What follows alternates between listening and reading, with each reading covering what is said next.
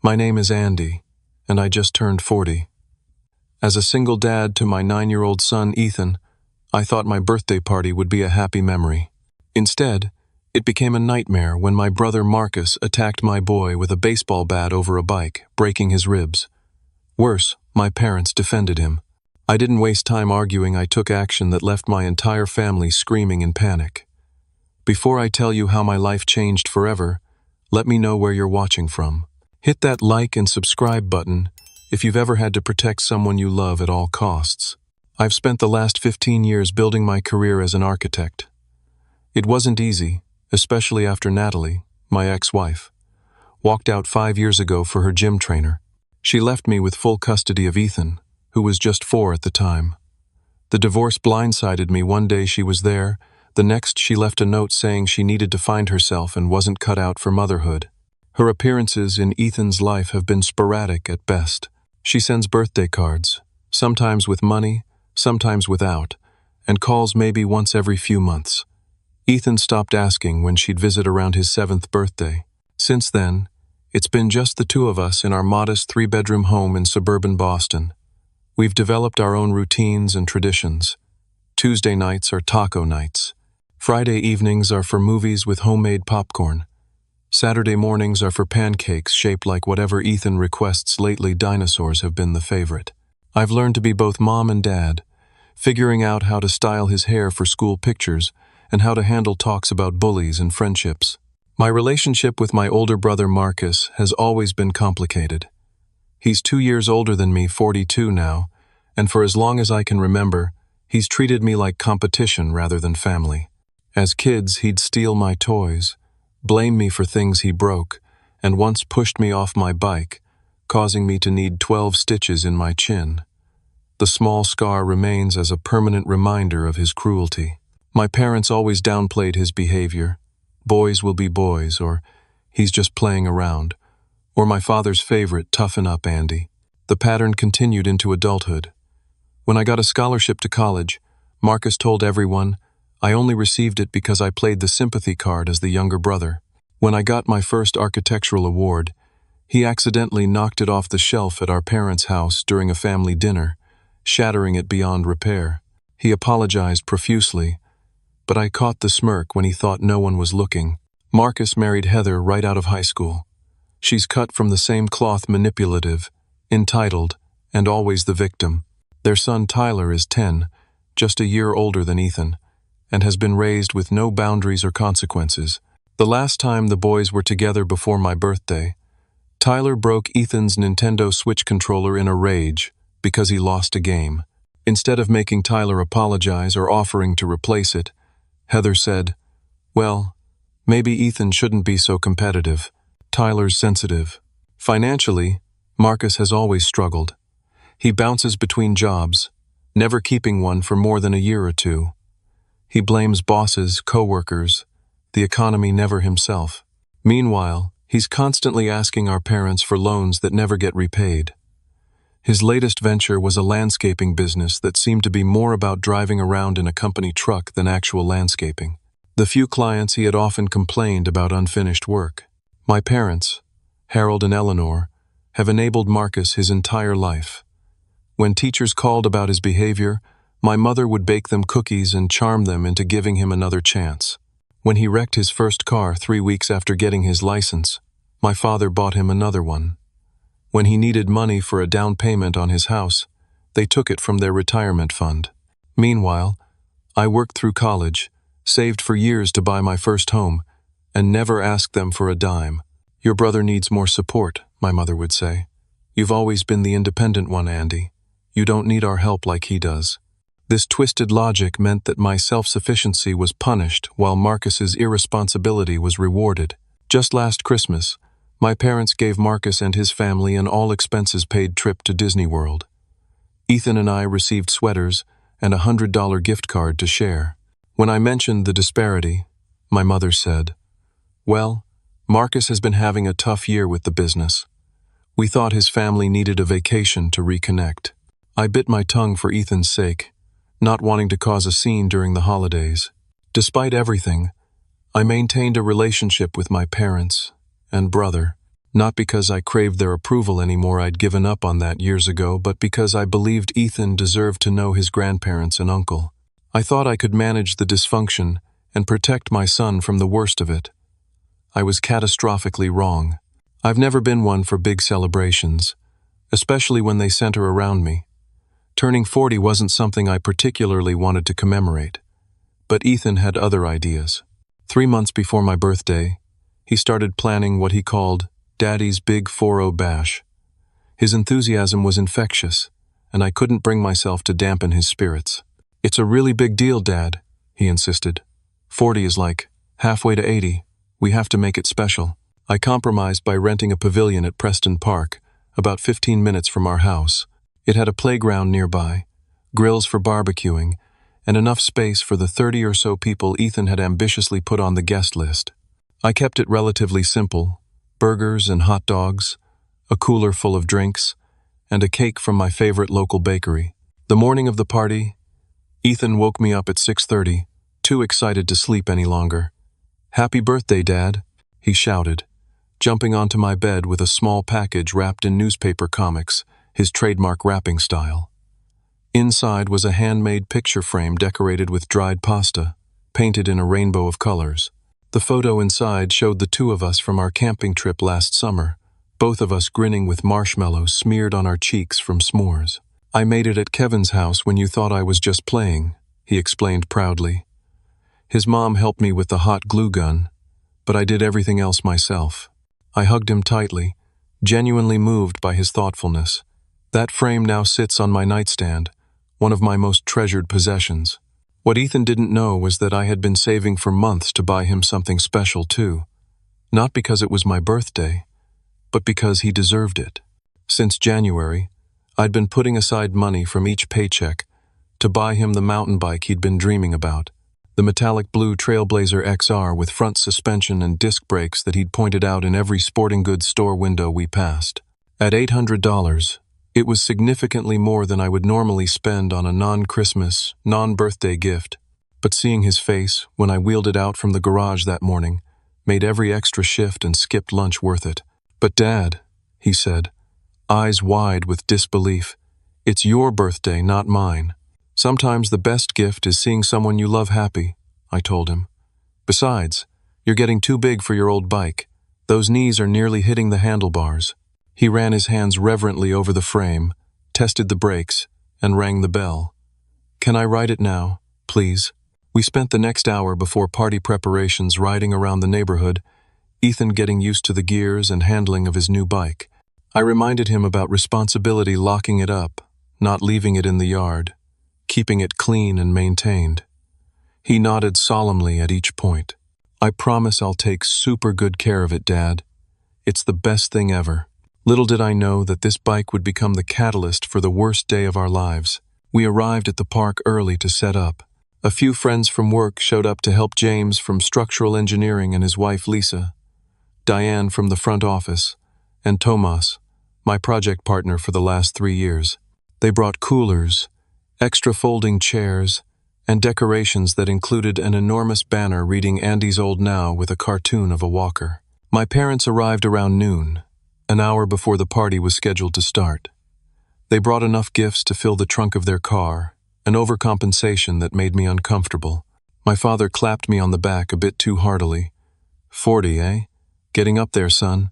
Better start checking that prostate." My mother fussed over Ethan, complaining that he looked too thin and interrogating me about his eating habits. I was setting up the portable speaker when I heard the distinct rumble of Marcus's oversized pickup truck. He parked haphazardly, taking up 2 spaces, and sauntered over with Heather and Tyler in tow.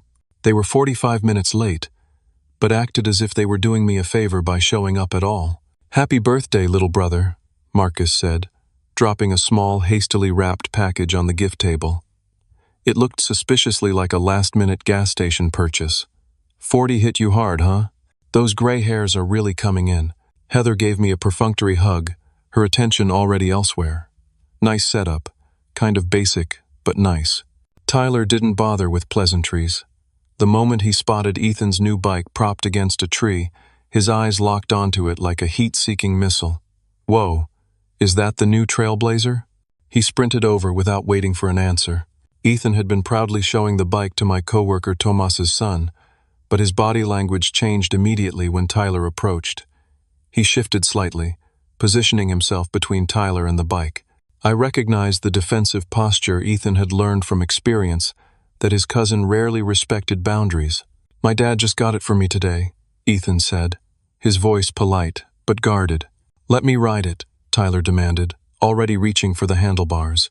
"I don't think that's a good idea," Ethan replied. "I'm still getting used to it myself, but you can ride my old one if you want." He pointed to his previous bike, which we'd brought along for exactly this purpose, to have an extra for other kids. Tyler's face contorted. "I don't want your stupid old bike. I want to try this one." I could see the tension escalating and moved closer, hoping to diffuse the situation before it got out of hand. I had no idea just how badly things would deteriorate, or how quickly. The tension between the boys grew thicker as more guests arrived. Tyler kept circling back to Ethan's new bike like a shark, making comments just loud enough for everyone to hear. "It's not even that cool, and my dad could buy me 3 of those if he wanted to." Ethan tried to ignore him, showing remarkable restraint for a 9-year-old. He stayed close to the bike, though, clearly worried about what his cousin might do. Around 1:30, when most guests had arrived, Heather cornered me by the drinks cooler. Her voice had that saccharine tone she used when trying to manipulate a situation. "Andy, don't you think Ethan should let Tyler take a quick turn on his new bike? It would be the polite thing to do." "Ethan already offered Tyler his old bike," I replied, keeping my voice even. "The Trailblazer is brand new, and Ethan's still getting used to it himself. I think it's reasonable for him to want to be the first one to really ride it." Her smile tightened. "Well, I think you're teaching Ethan to be selfish. Family should share with family." "I'm teaching Ethan that his boundaries deserve to be respected," I countered, "and that it's okay to say no sometimes, even to family. Especially since Tyler has a history of not being careful with Ethan's things." I reminded her about the Nintendo Switch controller incident from Christmas. "That was months ago," she snapped. "You really know how to hold a grudge." I excused myself to check on the food. James had taken over grilling duty and was flipping burgers with expert precision. I thanked him and began arranging buns and condiments on a nearby table. From the corner of my eye, I could see Marcus watching our interaction with Heather, his expression darkening. He whispered something to my father, who nodded sympathetically. The next 20 minutes were deceptively peaceful. People ate, chatted, and a few of my friends presented me with gag gifts about turning 40 reading glasses, anti-aging cream, and a cane with a horn attached. Ethan beamed with pride as everyone complimented his organization skills. For a brief moment, I thought we'd dodged the bullet of family drama. It was time for cake. I headed to the cooler where we'd stored it, away from the afternoon sundae. The pavilion was about 30 feet from where Ethan had parked his bike. I had just lifted the cake box when I heard Tyler's voice rise in a whining demand. "Just let me ride it once." Then Ethan's firm but polite response. "No, Tyler. I already told you. You can use my old bike." I placed the cake on the table and was about to head over when a commotion erupted. There was the sound of a scuffle, followed by Tyler's angry shout. "You're such a baby! My dad says your dad spoils you." I moved faster, but was momentarily blocked by a group of guests. What happened next would replay in my nightmares for months. There was a sickening crack, followed by Ethan's scream, a sound no parent ever wants to hear. It cut through the party chatter like a knife. By the time I pushed past the stunned guests, Ethan was on the ground, curled into a fetal position, wheezing and crying. Standing over him was Marcus, a baseball bat from the sports equipment we'd brought for the kids gripped in his hands. Time seemed to slow down. I dropped to my knees beside Ethan. His face was contorted in pain, tears streaming down his cheeks. He couldn't speak, couldn't catch his breath. When I gently tried to help him sit up, he screamed again, his hand clutching at his right side. Even through his t-shirt, I could see the unnatural indentation where ribs should have been.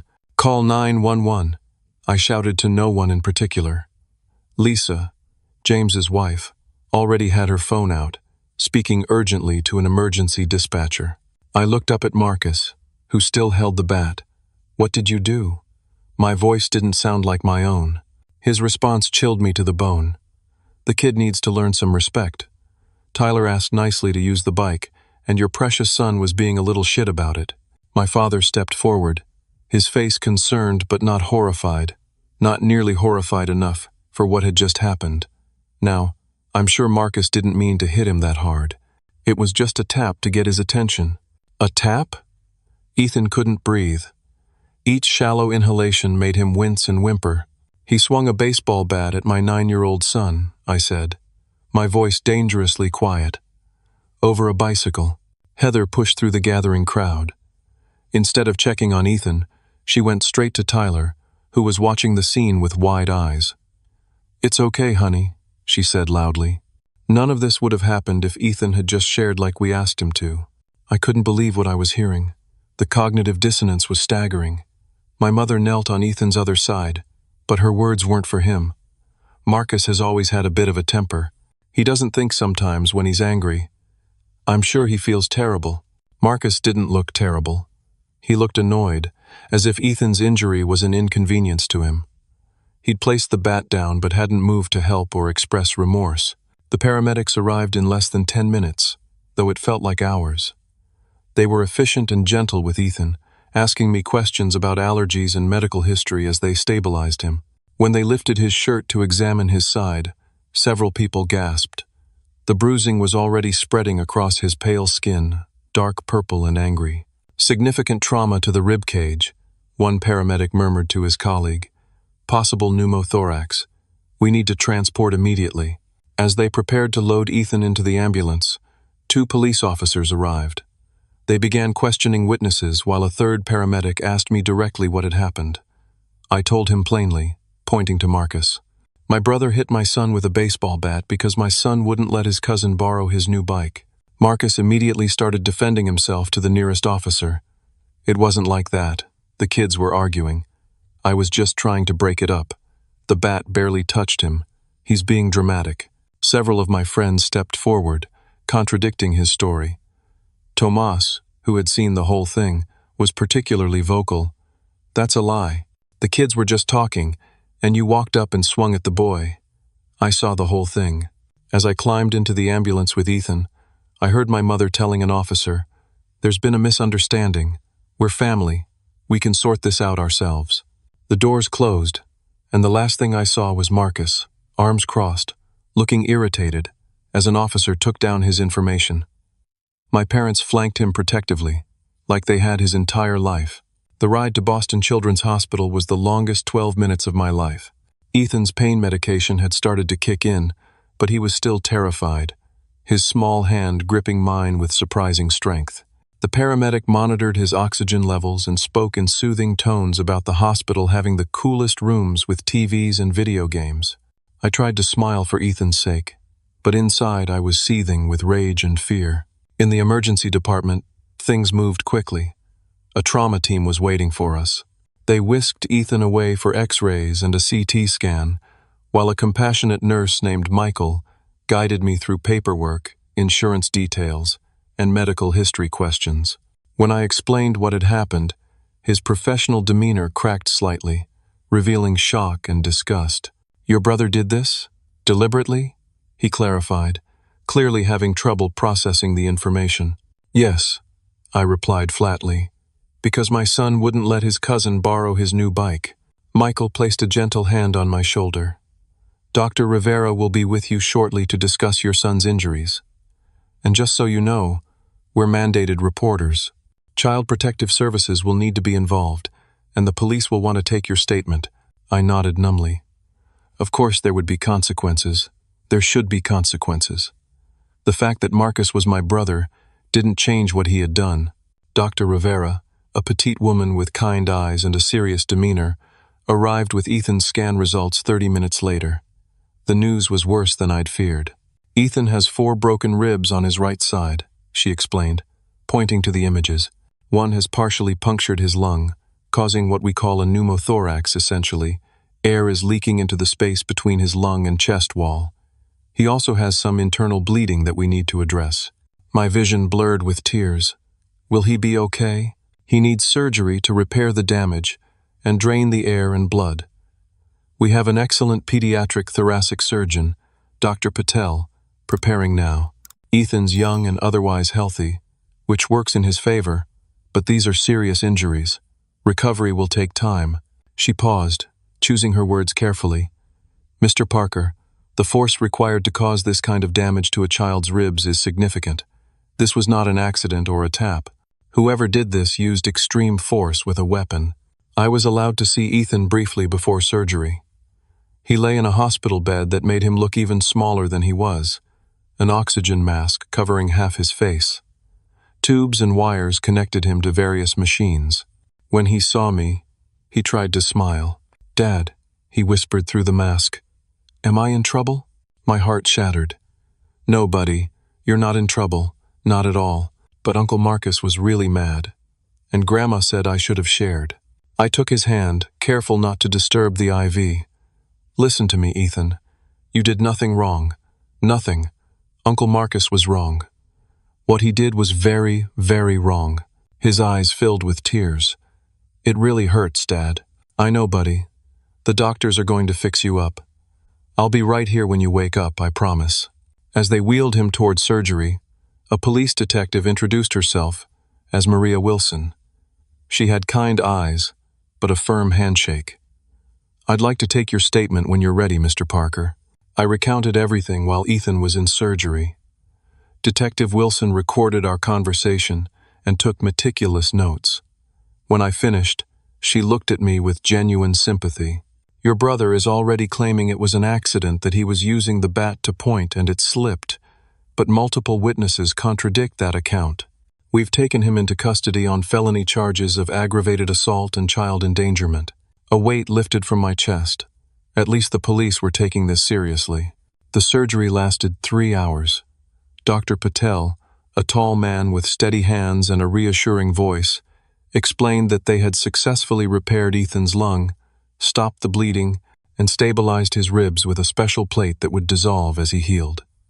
He'll need to stay in the hospital for at least a week, possibly longer depending on how his recovery progresses.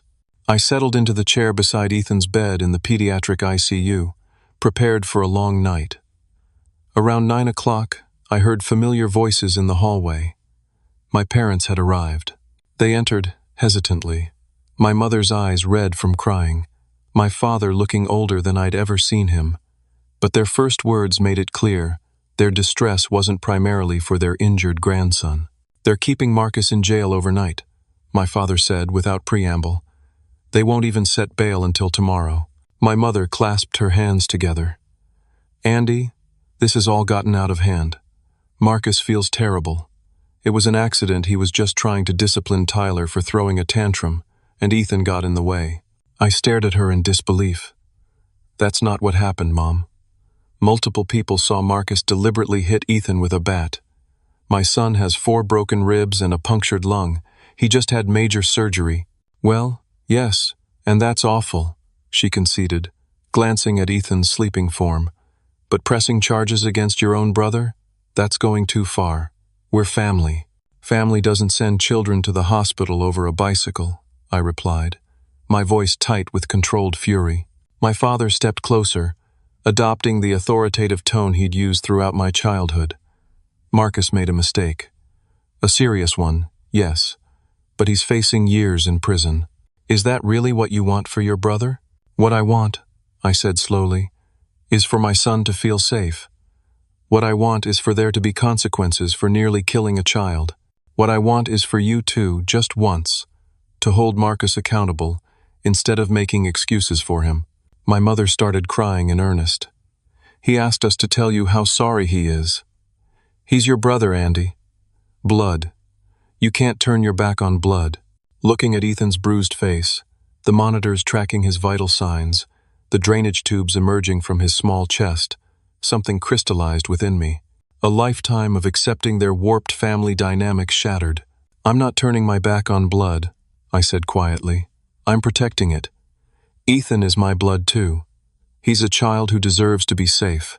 If you can't understand that, then you need to leave." "You'd choose this? Vendetta over your family?" my father demanded. I'm choosing my son over people who think it's acceptable to hospitalize him for not sharing a bike. Now please go. Ethan needs rest, and frankly, so do I." After they left, I called Sarah Thompson, a lawyer friend who specialized in family law. Despite the late hour, she answered and listened to my story with growing horror. "Andy, I'll help you however I can," she promised. "We'll get a restraining order first thing tomorrow. And I have colleagues in criminal law who can make sure the prosecutor knows the full severity of the situation." That night, as I watched Ethan's chest rise and fall, I made a decision. This wasn't just about protecting him from Marcus. It was about breaking a generational cycle of enabling abuse. The realization brought with it a strange sense of clarity and purpose. For the first time in my life, I could see my family for what it truly was and what it needed to become. The next morning, while Ethan slept, I met with the hospital's social worker, Detective Wilson, and 2 representatives from Child Protective Services. They explained the legal process ahead and helped me understand the implications of pressing charges against Marcus. "Your brother is currently facing felony charges of assault with a deadly weapon and child endangerment," Detective Wilson explained. "Given the severity of Ethan's injuries and the multiple witnesses, the district attorney is taking this very seriously." I nodded, steeling myself for what I knew would be a difficult road ahead. "I want to pursue every possible legal option, not just criminal charges, but a restraining order as well." The CPS representative, a woman named Jasmine Taylor with warm brown eyes and a no-nonsense demeanor, nodded approvingly. "We'll be conducting our own investigation, but from what we've gathered so far, a restraining order seems appropriate, not just against your brother, but potentially his wife and son as well, given their involvement in the incident." Over the next few days, as Ethan began his painful recovery process, I threw myself into building our case. Sarah Thompson connected me with Jonathan Reeves, a prosecutor with the district attorney's office who specialized in cases involving child victims. He visited us at the hospital, speaking gently with Ethan and taking detailed notes. "The evidence against your brother is substantial," Reeves assured me. "Multiple eyewitnesses saw him strike Ethan with the bat. The medical evidence supports that this was a forceful, deliberate blow, not an accident. And we have statements from several guests who heard him justify the attack afterward. But as strong as the assault case was, I wanted to ensure Marcus faced full accountability." After Reeves left, I called David Mercer, a private investigator Sarah had recommended. It wasn't cheap, his retainer alone was $3,000, but I couldn't put a price on Ethan's safety and justice. "I need you to look into my brother's finances and activities," I explained. "He's been struggling with money for years, but always seems to have enough for new trucks and vacations. I have a feeling he's involved in something illegal." Mercer was thorough and discreet. Within a week, he had uncovered disturbing information. Marcus had been systematically stealing from our parents for years. Bank records showed numerous transfers from their accounts to his money they thought was for his business or mortgage payments, but that actually went to gambling and luxury purchases. Worse, he'd been committing tax fraud through his landscaping business, reporting only a fraction of his income and paying employees under the table. "There's more," Mercer told me during a visit to the hospital. "I found connections to a contractor who's been under investigation for using substandard materials in municipal projects. Your brother's company has been doing landscaping for these projects, and there's evidence he's been signing off on environmental compliance documents without actually performing the required work." The information was a gold mine. I passed it all to Detective Wilson, who brought in the Financial Crimes Unit. They were eager to expand their investigation, especially when it connected to the ongoing contractor fraud case. Meanwhile, I was preparing for another type of confrontation. My parents had been calling and texting incessantly, alternating between guilt trips and anger. They'd visited Ethan once more, bringing extravagant gifts and treating him with exaggerated kindness, while subtly suggesting he might have misunderstood what happened. Ethan, still heavily medicated, hadn't picked up on their manipulation, but I had. After they left, I decided it was time for a final reckoning. I contacted a tech-savvy friend who helped me set up discrete recording devices in my parents' house. Massachusetts is a 2-party consent state for recordings, so I couldn't secretly record our conversation for court purposes, but I could use it to protect myself from gaslighting and manipulation. I arranged to meet them at their home after Ethan was discharged from the hospital, ostensibly to discuss how we move forward as a family. While these plans were in motion, I focused on Ethan's care. The doctors were amazed at his resilience. After 10 days, he was released with strict instructions for home recovery. No school for at least 3 weeks, no physical activity for 2 months, regular follow-up appointments, and pain management. I transformed our living room into a comfortable recovery space with a hospital bed rental, his favorite blankets and stuffed animals, and a new gaming system to keep him entertained during the long hours of mandatory rest.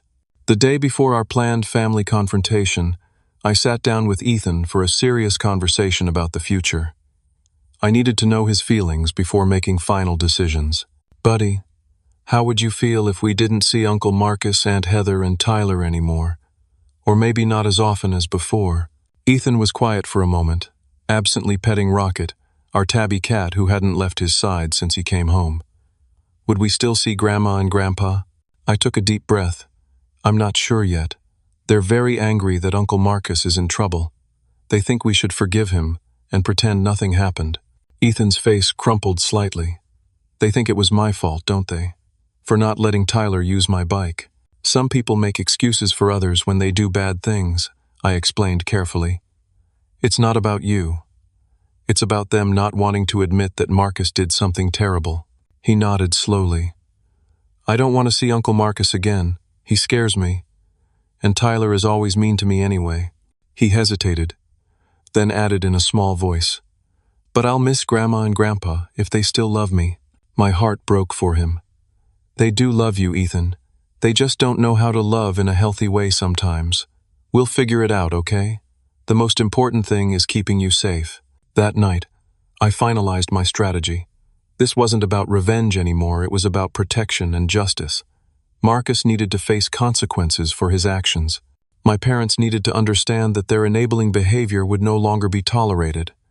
And most importantly, Ethan needed to see that violence and abuse weren't something he had to accept, even from family. I gathered all the evidence, medical reports, witness statements, financial documents, and prepared for what would be the most difficult confrontation of my life. But for the first time since my childhood, I wasn't afraid of standing up to my family. I had something worth fighting for. The morning of the confrontation, I dropped Ethan off at James and Lisa's house. They had become invaluable friends during this ordeal, offering support without question or judgment. Their daughter Mia was close to Ethan's age and had made him a giant get-well card signed by his entire class. "Take all the time you need," Lisa assured me, giving me a quick hug. "We've got movies lined up, popcorn ready, and Dr. Garcia approved all the activities. He'll be fine." I arrived at my parents' house exactly at noon, as planned. The recording devices were already in place, one in the living room where we'd likely talk, one in the kitchen, and one in my father's study, if the conversation moved there. I wasn't proud of the deception, but years of gaslighting and manipulation had taught me to protect myself. My mother answered the door, her expression wavering between hostility and artificial pleasantness. "Andy, come in. Your father's in the living room." She attempted to hug me, but I stepped past her, maintaining emotional distance. My father sat in his usual recliner, reading glasses perched on his nose, newspaper in hand, a picture of normalcy that seemed obscene given the circumstances. He nodded curtly as I entered. "How's Ethan?" my mother asked, taking a seat on the sofa. "Recovering," I replied simply. 4 broken ribs don't heal overnight. "Well, children bounce back quickly," my father said dismissively. "When you were 5, you fell out of that oak tree in the backyard and broke your arm, barely slowed you down. The comparison between an accidental fall and a deliberate assault with a weapon was so absurd that I almost laughed. Instead, I took a deep breath and dove straight to the heart of the matter. Marcus's bail hearing is tomorrow.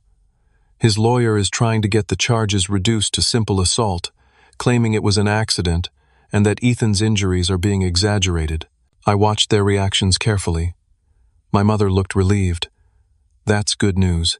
Hopefully this can all be resolved quickly." "It won't be," I said flatly. "The prosecutor has multiple eyewitness statements and comprehensive medical evidence showing that Marcus deliberately struck Ethan with enough force to break 4 ribs and puncture a lung. This wasn't a tap or an accident. It was a violent assault on a child. My father's face reddened. Now you listen here. Your brother made a mistake. A serious one, yes, but he doesn't deserve to have his life ruined over it. He's got a business, a family, a business where he's committing tax fraud and signing off on fraudulent environmental compliance documents? I interrupted. Yes, the Financial Crimes Unit is investigating that too. They're very interested in his connection to Peterson Construction. The color drained from both their faces. My mother's hand flew to her throat. What have you done? She whispered. I've done what you should have done decades ago. I'm holding Marcus accountable for his actions. My father stood abruptly. This is a witch hunt. You've always been jealous of your brother, always trying to make him look bad to make yourself look better. I remained calm, which seemed to infuriate him further. This isn't about me or my feelings toward Marcus. This is about a grown man who assaulted a child and has shown zero remorse. It's about decades of enabling dangerous behavior. And it stops now. He said he was sorry, my mother cried. No, Mom, he didn't. Not to me, not to Ethan. You said he was sorry. There's a difference. My father paced the room, his agitation growing. So what do you want? Money? Is that it? Name your price to drop these ridiculous charges. The suggestion was so offensive that for a moment, I couldn't speak. When I found my voice, it was deadly quiet. I want justice for my son. I want him to know that when someone hurts him, even family, there are consequences. I want him to understand that he deserves to be safe and respected. No amount of money can buy that. You're destroying this family, my mother sobbed. Over what? A few bruises? That was the breaking point. I pulled out my phone and showed them the photos of Ethan's injuries. The massive purple bruising across his torso, the incisions from surgery, the drainage tubes, the pain etched on his young face. This is what Marcus did to your grandson, I said, my voice shaking with controlled rage. This is what you're defending. Not a few bruises, traumatic injuries that required major surgery and will take months to heal. Injuries that could have killed him if the broken rib had punctured his lung more severely. They stared at the photos in horror, finally confronted with the reality they'd been denying. In the stunned silence, I laid out my terms. I'm not dropping the charges. I'm supporting the prosecutor in seeking the maximum penalty. I'm obtaining a permanent restraining order against Marcus, Heather, and Tyler. And unless you can acknowledge what Marcus did and stop making excuses for him, that restraining order will include you as well. You can't keep us from our grandson, my father blustered, but his voice lacked conviction. Family court will decide that. But ask yourselves this. What kind of grandparents defend the man who put their grandson in the hospital? What message does that send to Ethan? I stood to leave, having said my piece. The choice is yours. Support your grandson, or continue enabling your son's violence. You can't do both. As I reached the door, my mother called after me, her voice broken. Marcus said. He said Ethan was taunting Tyler, refusing to share. He said he just lost his temper for a moment. I turned back, meeting her eyes. And you believe that justifies what he did? That any provocation from a 9-year-old child deserves that response? She had no answer. That's what I thought, I said softly, and left. The next 6 weeks were a whirlwind of legal proceedings, medical appointments, and rebuilding our lives. Marcus's bail was set at $500,000, far more than he could afford. The evidence against him was overwhelming, and when the Financial Crimes investigation began to uncover the full extent of his fraudulent activities, his lawyer pushed for a plea deal. The district attorney, however, refused to budge on the assault charges.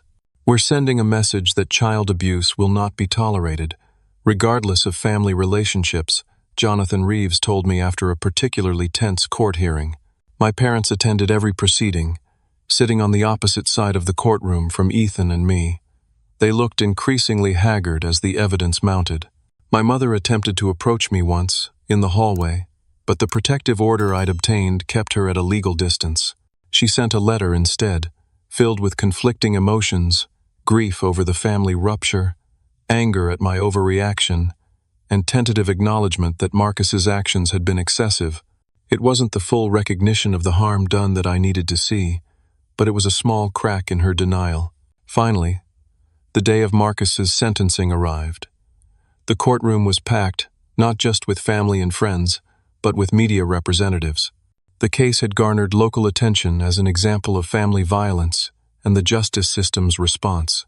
Marcus sat at the defense table, wearing a suit that seemed too large for him after 6 weeks in county jail. He didn't look at me once. Heather sat directly behind him, her expression alternating between tears and glares in my direction. Ethan had asked to speak to the judge, a request that had surprised and worried me. But Dr. Ramirez, his therapist, thought it might be empowering for him. As long as he's prepared for any outcome, having his voice heard can be healing. Judge Sandra Ortiz, a stern woman with silver-streaked black hair, called the court to order. The proceedings moved quickly through the formalities until it was time for victim impact statements. Ethan approached the podium, looking tiny but determined in his dark blue suit. The judge smiled gently at him. "Take your time, young man. Just tell us how this has affected you." Ethan's voice was clear and strong, belying his nervous fidgeting. "Before my uncle hit me with the bat, I wasn't scared of him. I just didn't like going to his house because my cousin was mean to me. But now I have nightmares. I'm scared when I hear loud noises. I couldn't play at recess for 2 months because my ribs hurt too much." He paused, gathering his thoughts. The worst part wasn't the pain, though. It was that my grandparents said it was my fault for not sharing my bike. It made me feel like I deserved to get hurt. His voice broke slightly. Nobody deserves to get hurt like that. Not for a bike, not for anything. There wasn't a dry eye in the courtroom when he finished. Even the court reporter was discreetly wiping away tears. When it was my turn to speak, I focused on the broader impact. My son shouldn't have to fear family gatherings. He shouldn't have to wonder if setting a boundary will result in violence. And he certainly shouldn't have to question if the adults in his life will protect him or blame him when he's harmed. I looked directly at Marcus for the first time. My brother didn't just break Ethan's ribs. He broke his trust in family, his sense of safety, and his understanding of love. Those injuries may take far longer to heal than his physical wounds. The judge listened attentively, taking notes throughout. When the defense presented their arguments focusing on Marcus's otherwise clean record and momentary lapse in judgment, she interrupted repeatedly, with pointed questions about the force used and his lack of immediate remorse. Finally, it was time for sentencing. Judge Ortiz removed her glasses and addressed the courtroom. "In my 23 years on the bench, I have seen many cases of family violence. They are always tragic. But what makes this case particularly disturbing is not just the severity of the physical assault, though using a baseball bat on a child is horrific enough, but the aftermath. Instead of immediate remorse and a desperate attempt to make amends, the defendant and his supporters attempted to minimize the assault and blame the victim, a 9-year-old child. She turned her gaze to my parents, who shrank visibly in their seats. Family loyalty is admirable, but not when it becomes complicity in abuse. Not when it teaches children that violence is acceptable if committed by someone who shares your blood. Looking back at Marcus, she delivered the sentence: 8 years in state prison, with eligibility for parole after 5 years. Upon release, a permanent restraining order prohibiting contact with the victim, mandatory anger management and parenting classes, and financial restitution for all medical expenses and therapy costs. The courtroom erupted in murmurs. Marcus slumped in his chair. Heather let out a wail of protest. My parents sat in stunned silence. As we left the courtroom, Detective Wilson approached us with news about the financial crimes investigation. "We've just executed search warrants on your brother's business records and home office. The evidence of fraud is substantial. He'll be facing additional charges." I nodded, feeling no satisfaction, only relief that justice was being served. "What about my parents? Were they involved?" She shook her head. "Not criminally, as far as we can tell. They appear to have been victims of his financial manipulation, not accomplices. They might want to consult with a financial advisor, though. The preliminary findings suggest he's drained significant amounts from their retirement accounts." Outside, Reporters waited with cameras and microphones. I declined all interviews, shielding Ethan from the attention. As we walked to the car, I noticed my parents standing alone by the courthouse steps, looking lost and suddenly old. My father raised a hand in a hesitant wave.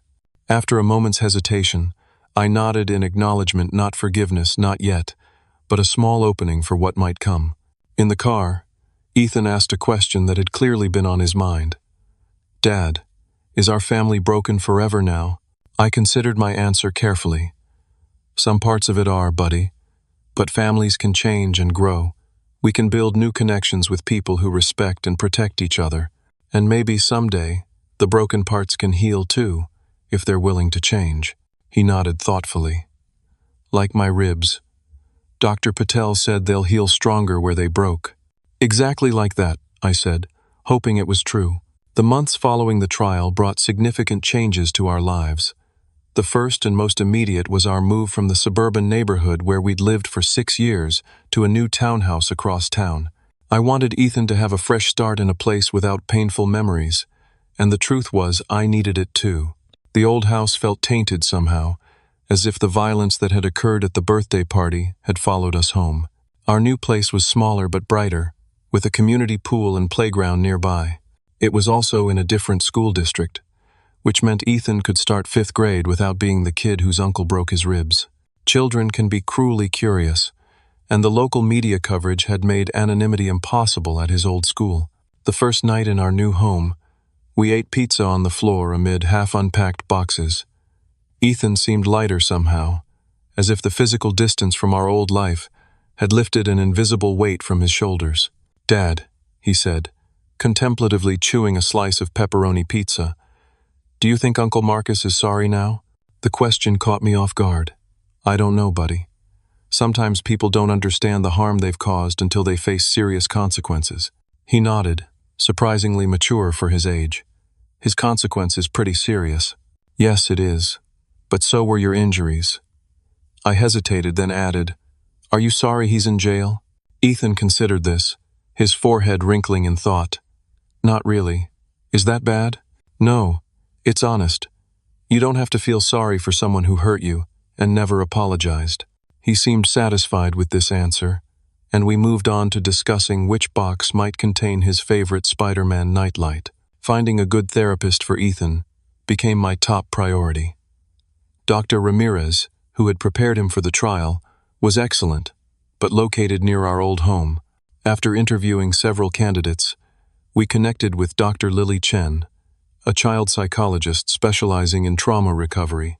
She had a warm office filled with art supplies and therapeutic games, and most importantly, Ethan felt comfortable with her immediately. "Healing isn't linear," she warned me during our initial consultation. "Ethan will have good days and bad days. Nightmares, anxiety, fear of conflict, these are all normal responses to trauma. Our goal is to give him tools to process these feelings, not to erase the experience." I enrolled in therapy too, partly to work through my own trauma and guilt, partly to learn how to best support Ethan. My therapist, Dr. Alan Friedman, specialized in family systems and helped me navigate the complex grief of losing my birth family while building a healthier chosen one. "You're carrying a lot of guilt," he observed during one session. "You believe you should have protected Ethan better." "I should have," I insisted. "I knew what Marcus was capable of. I should never have allowed him near my son. And yet you maintained the relationship because you believed family was important for Ethan. You made the best decision you could with the information you had at the time." It took many sessions before I could begin to forgive myself. The truth was, I had been programmed from childhood to normalize Marcus's behavior, to make excuses for him just as my parents did. Breaking free from that conditioning wasn't as simple as flipping a switch. The first holidays without extended family were strange but peaceful. For Thanksgiving, instead of the tense formal dinner at my parents' house that had been our tradition, we invited James and Lisa's family over, along with Tomas and his wife Sophia. We cooked together, played board games, and created new traditions free from the undercurrent of tension that had always characterized family gatherings with Marcus present. Christmas presented a more complicated challenge. My parents sent gifts for Ethan, expensive ones, delivered via courier with cards full of generic holiday wishes but no mention of the rift between us. After much deliberation, I allowed Ethan to keep them. They're still your grandparents, I explained. Being angry with them doesn't mean rejecting their gifts, but we'll write thank you notes together that are polite but honest. His note, painstakingly written in his improving handwriting, read, "Thank you for the Xbox games. I'm having fun playing them. I miss you sometimes, but I'm still sad that you thought it was my fault when Uncle Marcus hurt me. Dad says people can change if they want to. I hope you want to. Merry Christmas, Ethan." My parents' response came 3 weeks later, a handwritten letter addressed to Ethan but clearly meant for me as well. "Dear Ethan," my mother wrote, "we owe you an apology. What happened at your dad's birthday party was not your fault. Uncle Marcus was very wrong to hurt you, and we were wrong to make excuses for him. We've been thinking a lot about what your dad said to us, and he was right. We didn't protect you the way grandparents should. We're getting counseling now to understand why we've made these mistakes for so long. We miss you both very much, and hope that someday you'll feel safe enough to see us again. We will respect whatever decision your dad makes about this. With love, Grandma and Grandpa." It wasn't a perfect apology, but it was a start. I showed it to Dr. Friedman, who agreed it showed promising signs of genuine reflection. The acknowledgement of Ethan's innocence and their failure to protect him is significant. So is their respect for your boundaries. These are positive first steps. Ethan's physical recovery progressed steadily. By spring, he was cleared for most activities, though contact sports were still off limits. The special plate the surgeons had inserted to stabilize his ribs was dissolving as planned, and his lung function had returned to normal. The only visible reminder of his ordeal was a thin surgical scar that would fade with time. His emotional healing was less straightforward but equally encouraging. The nightmares became less frequent. He grew more confident in setting boundaries with friends at school, and slowly, he stopped flinching at sudden movements or raised voices. One unexpected bright spot emerged from the darkness. My cousin Diana, whom I hadn't seen in years due to a falling out with Marcus, reached out after hearing about what happened. She had her own stories about Marcus's bullying and my parents' enabling, and had distanced herself from the family long before I did. We reconnected over coffee while Ethan was in school, and soon she and her husband Kyle became regular visitors, bringing their twin daughters who were a year older than Ethan. Having extended family who understood and validated our experience was healing in ways I hadn't anticipated. As summer approached, I faced a decision about my parents. They had continued therapy, sent respectful cards on birthdays and holidays, and made no attempts to circumvent the boundaries I'd established. Their counselor had reached out, with their permission, to suggest a supervised visit if Ethan and I felt ready. I discussed it with Dr. Chen, who recommended a careful, structured approach. If you decide to allow contact, it should be in a neutral location, time-limited, and with clear expectations about appropriate topics. And most importantly, Ethan needs to have a voice in the decision. When I broached the subject with Ethan, his response surprised me. "I think I want to see them, but only if you're there the whole time, and only if they promise not to talk about Uncle Marcus." We arranged a 1-hour meeting at a public park. My parents arrived early, looking nervous and subdued. My father, once an imposing figure in my life, seemed diminished somehow. My mother had lost weight, and her usually perfect hair had visible gray streaks she'd stopped coloring. The reunion was awkward but not hostile. They didn't try to hug Ethan but let him set the physical boundaries. They asked appropriate questions about school and his interests, avoiding any mention of Marcus or the court case. When Ethan showed them how he could do a full pull-up on the playground equipment, a post-recovery milestone he was proud of, they applauded with genuine enthusiasm. As we were leaving, my father pulled me aside. "Thank you for this. I know we don't deserve it." "This is for Ethan," I replied, not unkindly, but firmly. "He deserves to know his grandparents if they can be healthy and supportive in his life." He nodded, accepting the condition. "We're trying to be better. Not just for Ethan, but for ourselves too."